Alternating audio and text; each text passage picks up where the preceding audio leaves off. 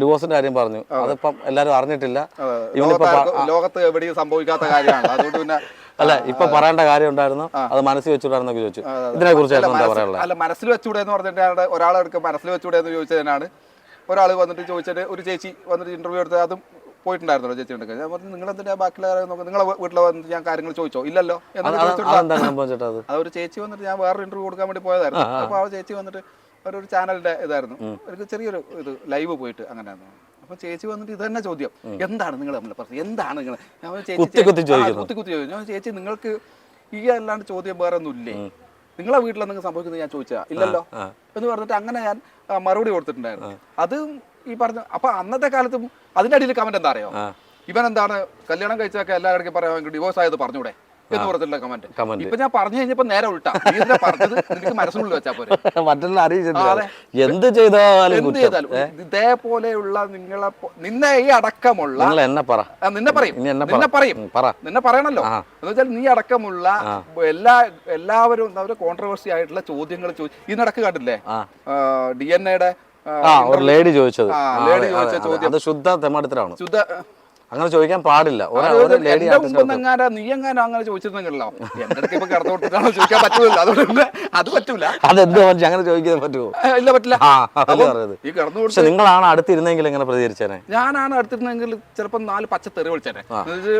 ഇപ്പം ഷൈൻ ടോജ് ഒക്കെ ആയിട്ട് നീ പറഞ്ഞല്ലോ, ഇനി ശ്രീനാഥ് ബാസി ആയിട്ടും കൂടി മാറിയിട്ട് വന്നേ, ജിഷനായിട്ട് മാറിയല്ലേ, ഞാൻ ഉറപ്പായിട്ടും തെറി വിളിച്ച് ഞാൻ ചോദിക്കും. എന്നുവെച്ചാൽ കിടന്നു കൊടുത്ത് പിന്നെ എങ്ങനെയാണ് അഭിനയിക്കുന്നത്? നമ്മൾ ഈ കിടക്കുന്ന സമയത്ത് നമുക്ക് അതാ കിടന്നിട്ടുള്ള സീനല്ലേ അഭിനയിക്കാൻ പറ്റും. നീ അപ്പൊ എന്ത് കിടക്കുന്ന സമയത്ത് അത് കിടക്കുന്ന സമയത്ത് അഭിനയിക്കാൻ എങ്ങനെ പറ്റുക? നമുക്ക് നിന്നിട്ടുള്ള ഷോട്ടുകൾ അപ്പൊ എന്ത് ചെയ്യും? ഇങ്ങനെ വെച്ചിട്ടെടുക്കുവോ? അല്ലെ കട്ടിൽ കുത്തനെ വെച്ചിട്ടെടുക്കുവോ? ഇല്ലല്ല. അപ്പൊ ആ ചോദ്യം അത് വളരെ മോശമായി. പക്ഷെ അത് നമ്മളെ എല്ലാ ഇന്റർവ്യൂവിനെ ബാധിച്ചു എന്നുള്ളത്, നമ്മളെ എല്ലാ ആങ്കേഴ്സിനെ ബാധിച്ചു. എന്താ അറിയോ, ഇന്റർവ്യൂ എടുക്കുന്നതിന് മുമ്പ് തന്നെ ഇവര് ഒരു ഇങ്ങനെ കുറച്ച് കോൺട്രവേഴ്സി ആയിട്ടുള്ള ചോദ്യങ്ങൾ ഇവർ പ്രിപ്പയർ ചെയ്ത് വെക്കും. ചിലത് പറയും ഇന്നത് നമ്മൾ ചോദിച്ചോട്ടെ, ചോദിക്കാവോ എന്ന് ചോദിക്കുന്നവരുണ്ട്. ചിലത് ഇവരെ നമ്മളെ കൂടെയുള്ളവരൊക്കെ പറയില്ല, പറയാതെ അവർ ഷൂട്ട് ചെയ്ത് ചോദിച്ചിട്ട് അന്നേരം കിട്ടുന്ന അതെന്തുകൊണ്ട് വൈറലായി? ഇത് ഇങ്ങനത്തെ ചോദ്യങ്ങൾ ഈ കിടന്നു കൊടുത്തിട്ടാണ് അപ്പൊ കിടന്നു കൊടുത്ത അവന് അല്ല എന്നാ പിന്നെ ഇവര് മിയാ ഖലീഫിനോട് ചോദിക്കട്ടെ അല്ലേ, അല്ലെങ്കിൽ സണ്ണി ലിയോനോട് ചോദിക്കട്ടെ, എന്തേ അവര് പറയും അതെ. ഇപ്പൊ ഈ മിയാ ഖലീഫിന്റെ അടുത്തും നമ്മുടെ സണ്ണി ലിയോന്റെ അടുത്ത് ചോദിച്ചു, ഓ എല്ലാരും പേര് കറക്റ്റായിട്ട് അറിയാം ചേട്ടാ, ഇത് പഠിച്ചു വെക്കണ്ട ചേട്ടാ, ഇതൊക്കെ മാത്രം പഠിച്ചു വെച്ചാൽ മതി എനിക്ക്. പിന്നെ അപ്പൊ ഇവരടുക്കെ ചോദിച്ചാൽ പോലും അവര് പോലും ചിലപ്പം തെറി വിളിച്ചിട്ടുണ്ട്, അടിക്കും, അത് ഉറപ്പായിരിക്കും. എനിക്ക് തോന്നുന്നു അഷ്കർ സൗദാനും ആ കുട്ടിയും ഹനാൻ അല്ലേ, അവർ രണ്ടുപേരും കുറച്ചും കൂടി വളരെ മാന്യമായിട്ടാണ് അവര് ബിഹേവ് ചെയ്തത്. തിരിച്ച് ഭയങ്കരമായിട്ട് ഹേർട്ട് ചെയ്തത് അത് ഹേർട്ട് ചെയ്യുന്നത് കുട്ടികളുടെ അടുത്ത് പെൺകുട്ടിയുടെ അടുത്ത് ചോദിക്കാൻ പാടില്ല. പക്ഷെ ഞാൻ പറയാണ് ആസ് എ ആങ്കർ ഇന്ന് വരെ ഒരു നിമിഷം വരെ അങ്ങനെ ചില ഇന്റർവ്യൂസിലൊക്കെ ചോദിച്ചിട്ടുണ്ട്. ഇടയ്ക്കുണ്ട് എന്നുവെച്ചാല് ഈ പറയുന്ന എന്താ പറയാ, നമ്മള് വൈറലാവാൻ കിട്ടുന്ന ചെറിയ കണ്ടന്റുകൾ എല്ലാത്തിലും നമ്മളിപ്പം വേറെ നമ്മളിപ്പോ സ്റ്റാർ മാജിക് ആയാലും അല്ലെങ്കിൽ സ്റ്റേജ് ഷോസ് ആയാലും എന്തിലായാലും ഒരു കണ്ടന്റ് ഉണ്ടായിരിക്കണം. ഈ കണ്ടന്റ് ബൂസ്റ്റപ്പ് ചെയ്യുക എന്നുള്ളതാണ്. അത് നെഗറ്റീവ് ആയിട്ടുള്ള കണ്ടന്റ് അല്ലാണ്ട് പോസിറ്റീവ് ആയിട്ടുള്ള കണ്ടന്റ് നിങ്ങൾക്ക് എന്നുള്ള ചോദ്യം ഉണ്ടായിരിക്കും. അല്ല, പോസിറ്റീവ് ആയിട്ടുള്ള കണ്ടന്റ് അല്ല നമ്മൾ കഴിഞ്ഞ നിങ്ങളുടെ ഇന്റർവ്യൂ ഇട്ടത്, നെഗറ്റീവ് അതാണത്, പോസിറ്റീവ് അല്ല. ഇതിന് ഇതിൽ പറയുന്ന തംബ്നെയിൽ വരെ നമുക്ക് കൺഫ്യൂഷൻ ആക്കി ആൾക്കാരെ ക്ലിക്ക് ചെയ്യാൻ തോന്നിക്കുന്ന തംബ്നെയിൽ ഇടണം. ഇതൊക്കെ ഇതിന്റെ ട്രിക്കാണ്. പക്ഷെ അത് നെഗറ്റീവായിട്ട് ഇതേപോലത്തെ കാര്യങ്ങൾ യൂസ് ചെയ്തിട്ടല്ല ചെയ്യേണ്ടത്. കൊല്ലുവോ? നിന്നെ കൊല്ലാ നീ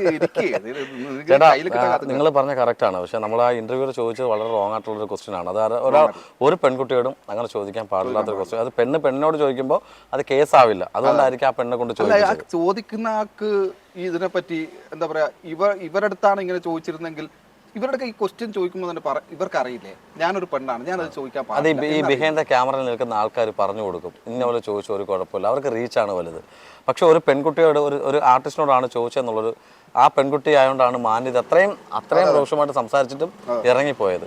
പിന്നെ അത് അവരുടെ പ്രതികരണങ്ങൾ വന്നുകൊണ്ടിരുന്ന് അവരുടെ കാര്യങ്ങളൊക്കെ വന്നോണ്ട്. ചേട്ടാ, ബാക്ക് ടു സ്റ്റാർ മാജിക് അല്ലേ? വീണ്ടും സ്റ്റാർ മാജിക്കിൽ ഇല്ല, 3 വർഷത്തിന്റെ നീണ്ട 3 വർഷത്തെ ഇടവേളയ്ക്ക് ശേഷം ഞാൻ വീണ്ടും സ്റ്റാർ മാജിക്കിലാണ്. അല്ല കുറച്ച് ഇപ്പൊ കഴിഞ്ഞ ഒരു 5-6 മാസമായിട്ട് ഞാൻ കണ്ടിന്യൂസ് ആയിട്ട് പോകുന്നത്, 5-6 ഷെഡ്യൂളായിട്ട്. അപ്പോൾ അത് ആദ്യം എന്നുവെച്ചാൽ ഈ സ്റ്റാർ മാജിക് തുടങ്ങിയത് ഒരു സെലിബ്രിറ്റി ലീഗ് എന്ന് പറഞ്ഞിട്ടൊരു ഓണത്തിന് തുടങ്ങിയ പരിപാടി. അതെന്ന് വെച്ചാൽ ടമാർ പടാറായി, അത് കഴിഞ്ഞിട്ട് അത് സ്റ്റാർ മാജിക് ആയി. അങ്ങനെ അത്രയും മുതൽ ഞാൻ അവിടെ നിന്ന് മുതൽ ഉണ്ടായിരുന്നു. അതിനിടക്ക് അനൂപ് ആയിട്ട് നമ്മളെ ഷോ ഡയറക്ടർ അനൂപുമായിട്ട് ചെറിയൊരു ഈഗോ ക്രാഷ്. എന്തിന്റെ കാര്യം എനിക്ക് ഓർമ്മയില്ല, അത് അങ്ങനെ ഓർമ്മിക്കത്തക്ക പോലത്തെ കാര്യമല്ല. എന്തോ ഒരു കാര്യത്തിന് നമ്മൾ എന്തോന്ന് ഉടക്കി. അനൂപ് പിന്നെ 3 വർഷത്തേക്ക് പിന്നെ എന്നെ വിളിച്ചില്ല. ഞാൻ ചെന്നിട്ട് ഫസ്റ്റ് ഡേ ചെന്നപ്പോൾ വന്നല്ലോ ഗെയിം തുടങ്ങി കഴിഞ്ഞാൽ പിന്നെ നമുക്ക് പ്രാന്താണ്. എപ്പോഴും കൈ മുറിയാ കാല് മുറിയാ. ഇപ്രാവശ്യം തന്നെ എന്റെ കണ്ണിങ്ങനെ കലങ്ങി കിടക്കുന്നുണ്ട്. കണ്ണിന് അടിച്ച് ഇങ്ങനെ ഓരോ പരിക്കുകളൊക്കെ. ഡിഫിക്കൽട്ട് എന്ന് പറഞ്ഞാൽ ഗെയിം കളിക്കുന്നതിന് ഒരു മെത്തേഡ് ഉണ്ട്, നമ്മളത് അതിലൊരു നാക്ക് ഉണ്ട്. ആ നാക്ക് നോക്കി കളിച്ചു കഴിഞ്ഞാൽ അപ്പൊ അനൂപ് അത് കഴിഞ്ഞിട്ട് ഫസ്റ്റ് ഡേ വന്ന ദിവസം ഉണ്ടല്ലോ, വന്ന ദിവസം ഞാൻ ഓടിപ്പോയിട്ട് പെട്ടെന്ന് നിന്നില്ല, ഗ്രിപ്പ് നിന്നില്ല. ഞാൻ ഓടിപ്പോയി LED വാളിൽ പിടിച്ച്, LED വാള് ഫുള്ള് ബ്ലാങ്ക്, എല്ലാം പോയി കിട്ടി. അപ്പൊ തന്നെ എന്നോട് ജിഷ്ണെ അടുത്ത 10 വർഷത്തേക്ക് നിന്റെ സ്റ്റാർ മാജിക് അങ്ങനെ ഫസ്റ്റ് വന്നപ്പോ തന്നെ തുടക്കം തന്നെ അങ്ങനെ തന്നെ ആയിരുന്നു. പിന്നെ അങ്ങോട്ട് പോകുന്നുണ്ട്. അത് അങ്ങനെ ഇടക്കിടക്ക് ചിലർ ഒരു ബ്രേക്ക് എടുത്ത് നിൽക്കും, ചിലപ്പം പോയിട്ട് വരും, അങ്ങനെയൊക്കെ. ഇപ്പൊ നോബി ചേട്ടൻ ഇപ്പൊ ബിഗ് ബോസിൽ പോകാൻ വേണ്ടി നോബി ചേട്ടൻ ഒന്ന് പോയി.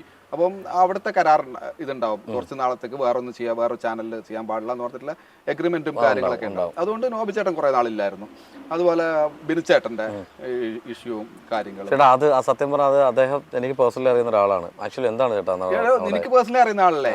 നമുക്ക് എന്ന് വെച്ചാൽ ഒരാളെ മുഷിപ്പിച്ചിട്ട് സംസാരിക്കുന്ന ആള് ഞാൻ ഇതുവരെ ബിനുചേട്ടൻ എൻ്റെ അടുക്ക് ഒന്ന് ചൂടായിട്ടോ അല്ലെങ്കിൽ എൻ്റെ അടുക്ക മുഷിച്ച് സംസാരിക്കുന്നത് എപ്പോഴും എന്തെങ്കിലും വെറുതെ ഇരിക്കുമ്പോൾ തന്നെ ഒരു തമാശ പറയുന്ന ആളാണ് പുള്ളി ഒറ്റൻ്റെ അടുക്ക് ഇങ്ങനെ വർത്തമാനം പറഞ്ഞിട്ട് എന്താടാ വാടാ നീ.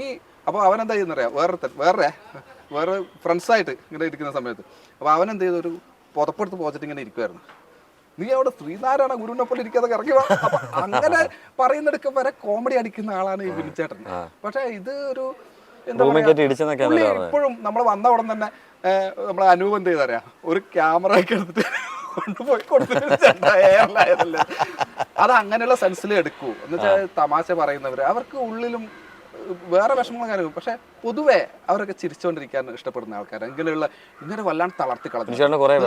പുള്ളിയൊക്കെ വളരെ കഷ്ടപ്പെട്ട് ഓരോ സ്റ്റേജിൽ നിന്ന് ഇങ്ങനെ കോമഡി സ്റ്റാർസ് അങ്ങനെയുള്ള എല്ലാ ഇതും പ്ലാറ്റ്ഫോമിൽ നിന്ന് കയറി സ്വന്തമായിട്ടൊരു ശൈലി ഉണ്ടാക്കിയെടുത്ത് കയറി വന്ന ഒരാൾക്ക് ഒരു നിമിഷം കൊണ്ട് ഒരാൾക്ക് ഒരു ഇന്റർവ്യൂ കൊടുത്ത് അല്ലെങ്കിൽ ഒരു ഇത് ഇങ്ങനെ പറ്റിയ ഒരു ഇഷ്യൂ പറഞ്ഞിട്ട് അങ്ങേരുടെ ഒരു നിമിഷം കൊണ്ട് ഇങ്ങനെയൊക്കെ ഉള്ള ശത്രുക്കൾ മുഴുവനായത്, അല്ലെങ്കിൽ ഇത്രയും ആൾക്കാർ ഇതിന് നെഗറ്റീവായിട്ട് പുള്ളീനെ എടുക്കുന്നതേ, അത് വല്ലാത്തൊരു അവസ്ഥയാണ്. നമുക്ക് ഫീൽ ചെയ്യും അത്. എന്ന് വെച്ചാൽ ഈ ചങ്ങായി, ഞാൻ പറയട്ടെ, ഇപ്പം ഞാനും നീയും തമ്മിൽ എന്തെങ്കിലും പ്രശ്നം, നീ എൻ്റെ അടുക്ക് എന്തെങ്കിലും തെണ്ടിത്തരം കാണിച്ചു, ഞാൻ നിന്നെ തല്ലി കൊടുത്തു പോകും. എന്തോ ലോകത്താരും അങ്ങോട്ട് തല്ലാത്തൊന്നുമല്ലോ, എല്ലാ പുണ്യോളം മറന്നല്ലോ. ഞാൻ തല്ലി എന്നുവെച്ചാൽ നീ തെണ്ടിത്തരം കാണിച്ചു, ഞാൻ തല്ലി, ഇതങ്ങ് പറഞ്ഞാൽ മതി. അത് അവൻ മോശം കാണിച്ചിട്ടുണ്ട്, തല്ലിന്ന് ഉറപ്പായിട്ടും പറയാം. ഇപ്പം എന്താ പറയാ, ഞാൻ ചെയ്തില്ല എന്ന് പറയാൻ നിൽക്കുന്നതാണ് അതിന്റെ പ്രശ്നം. അതിന് നമ്മൾ പ്രതിരോധിച്ചുകൊണ്ട് ഇല്ല എന്ന് പറയുന്നത് അത് ആ അവസരത്തിൽ അങ്ങനെ തോന്നിയിട്ടുണ്ട്. ഞാൻ ഒന്നാമത് കുറെ പ്രശ്നങ്ങളും കാര്യങ്ങളും നിൽക്കുന്നത്, അതിനിടയിൽ ഇതും കൂടി വേണ്ട വിചാരിച്ചാൽ അങ്ങനെ പുള്ളി അതിനെ പ്രതിരോധിക്കാൻ നോക്കി, പാവം. പക്ഷെ ഈ പറഞ്ഞതിനേക്കാളും പുള്ളി ഞാൻ അവിടെ തല്ലി, അവനെ തട്ടിത്തരം കാണിച്ചിട്ടാണ് എന്ന് പറഞ്ഞിരുന്നെങ്കിൽ പുള്ളിയുടെ ഭാഗത്ത് നിൽക്കാൻ വേണ്ടി ഒരു 10 പേരുണ്ടായനെ അല്ലേ. അങ്ങനെയുള്ള അത് പുള്ളിനെ വല്ലാതെ തളർത്തിയിരുന്നു കേട്ടോ. പക്ഷെ അത് ഇപ്പം വീണ്ടും നമ്മൾ സ്റ്റാർ മാജിക് പിരിച്ച ഫ്ലോറിൽ വന്നു കഴിഞ്ഞാൽ പുള്ളിക്ക് അതൊന്നുമില്ല. പിന്നെ